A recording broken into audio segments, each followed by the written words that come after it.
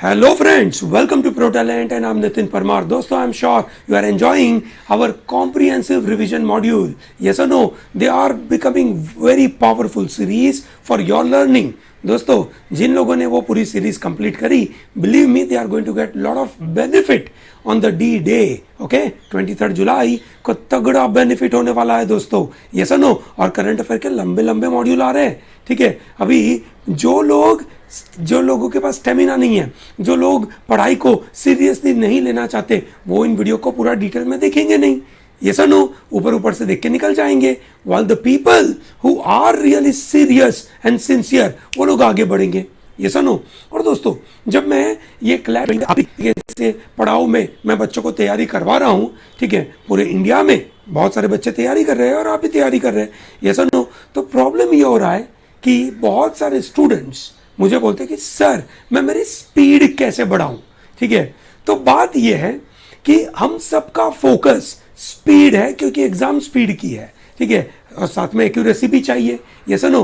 पर स्पीड के लिए हम कहां पे फोकस करते हैं. ठीक है दोस्तों, ये समझना बहुत जरूरी है कि जैसे ये जो आपके सामने एक डिजाइन दिख रही है, ठीक है, इस डिजाइन में अगर आपके पास टूल गलत होगा, आप कितने भी स्ट्रॉन्ग एफर्ट लगा दीजिए, आपका रिजल्ट नहीं आएगा.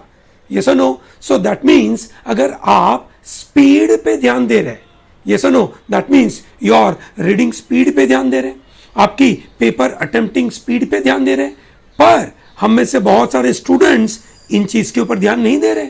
यस और no? Now the big point here is the thinking speed, you can say, will determine your reading speed. It will determine your paper attempting speed. Will you be in a position to attempt more than 110 या 115 questions या 120 questions? It will not depend on your reading speed or your paper attempting speed, but it will depend on your thinking speed, because at the end of the day paper attempting speed is directly proportional to your thinking speed. Yes और no?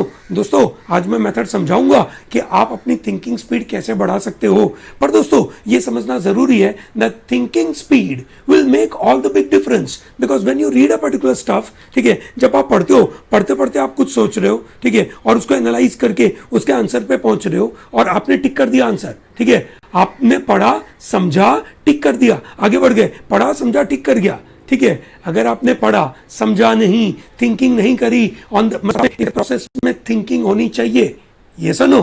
Question पढ़ते पढ़ते अच्छी thinking, question attempt करते करते अच्छी thinking होनी चाहिए. अगर वो थिंकिंग डेवलप नहीं हुई, यस और नो, तो हम तेजी से काम नहीं कर पाएंगे. So what do you mean by thinking speed? Thinking speed का मतलब है कि जब मैं क्वेश्चन रीड करता हूं, उस रीडिंग के साथ मैं क्वेश्चन को कैसे एनालाइज कर पाता हूं, क्वेश्चन को मैनिपुलेट कर पाता हूं, क्वेश्चन को आगे पीछे कनेक्ट कैसे करना, अगर वो मैं कर पाता हूं, that is the meaning of thinking speed.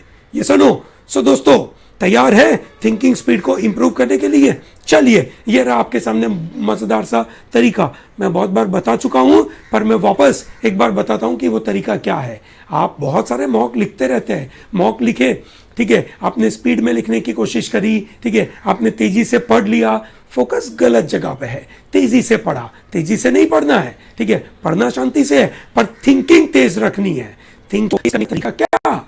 आपके एग्जाम पॉइंट ऑफ व्यू क्या? यस और नो? थिंकिंग को तेज करने के बहुत सारे तरीके होते हैं. ठीक है, हम बात करेंगे उनमें से कि जो क्लैट के लिए सीधा एप्लीकेबल होगा. ये रहा आपके सामने. Whenever you appear for a mock, ठीक है, तो मॉक आपने अपीयर किया, मॉक के दौरान, ठीक है, आप ये कोशिश करेंगे कि क्वेश्चन पढ़े, क्वेश्चन को समझे, ठीक है, पैराग्राफ पढ़े, पैराग्राफ को समझे, ऑप्शन को पढ़े और उसको समझे. ठीक है, ये तो अप्रोच हमेशा रहेगा ही रहेगा. यस और नो? ठीक है, पर वहां से सीखने को नहीं मिलेगा. सीखने को तब मिलेगा जब हम कहीं पे गिरे होंगे और उसको, दैट मीन्स हमने कहीं गलती करी होगी, और गलती करने के बाद हमने उसके ऊपर कुछ सोचा होगा, हमने उसके ऊपर आइडेंटिफाई किया होगा कि मैंने क्यों गलती करी, तो भैया मैं जल्दी से समझ पाऊंगा. यस और नो? फॉर एग्जाम्पल, ठीक है, से आपने मॉक दिया, मॉक के बाद you go for ID analysis and CFI analysis. ठीक है, आपने क्वेश्चन दे दिया, मतलब आपने पेपर अटेम्प्ट कर दिया, उसके बाद हर एक क्वेश्चन को 1 2 3 4 आप right wrong right wrong right wrong जो भी आपको लिखना है, आप मतलब आपका जो भी परफॉर्मेंस आया वो आप करेंगे. और उसके बाजू में आप लिखेंगे कि आपने इंस्टेंटेनियस आंसर दिया या आपका डिलेड रिस्पॉन्स था। आपका इंस्टेंटेनियस आंसर था या डिलेड रिस्पॉन्स था। इंस्टेंटेनियस आंसर था और वो राइट था, तो आपकी थिंकिंग स्पीड बराबर चल रही है। आपका इंस्टेंटेनियस आंसर था और आपका गलत हो गया, ठीक है, गलत हुआ मतलब आपकी थिंकिंग स्पीड तो जा रही है, पर उसमें कहीं पे कोई वायरस घुसा हुआ है जो आपको गलत डायरेक्शन में लेकर गया। ये सुनो, डिलेड रिस्पॉन्स का मतलब है कि भैया थिंकिंग स्पीड है ही नहीं। ये सुनो, हमें समय लगता है, हमने पढ़ने के दौरान कोई चीज मिस कर दी, हम पूरा पढ़ गए, पढ़ने के बाद हमें लगा कि यार बाद में देख लेंगे। ये सुनो, so those kind of problems we are facing in IDNS. So what we do, again से I, that is instantaneous response, वो गलत हो गया। डिलेड रिस्पॉन्स, वो भले राइट हो या रॉन्ग हो, इनको मैं रिव्यू करूंगा, उनको एनालाइज करूंगा, उनमें मेरे डाउट क्रिएट होंगे, उनका डाउट का मैं नोट बनाऊंगा, ये सुनो, और वो नोट बनाकर मैं उस थिंकिंग प्रोसेस को कैसे बेहतर करूं। ये सुनो, मेरी लीगल रीजनिंग, मेरी लॉजिकल रीजनिंग, मेरी रीडिंग कॉम्प्रिहेंशन में थिंकिंग प्रोसेस को कैसे बेहतर करूं, ठीक है, उसके ऊपर ध्यान दूंगा और उसके बाद मैं डिमार्क करूंगा उसको। ये सुनो, डिमार्क का मतलब हो गया कि भाई मेरे को आ गया है, ये सुनो, I know it, I have developed enough comfort on this. Similarly CFI analysis, ठीक है, सीएफआई एनालिसिस बोलता है कंसेप्चुअल पॉइंट में प्रॉब्लम है, फैक्ट में दिक्कत थी या इंटरप्रिटेशन में प्रॉब्लम था। ये सुनो, ठीक है दोस्तों, कंसेप्ट और इंटरप्रिटेशन ये आपके थिंकिंग प्रोसेस का पार्ट है।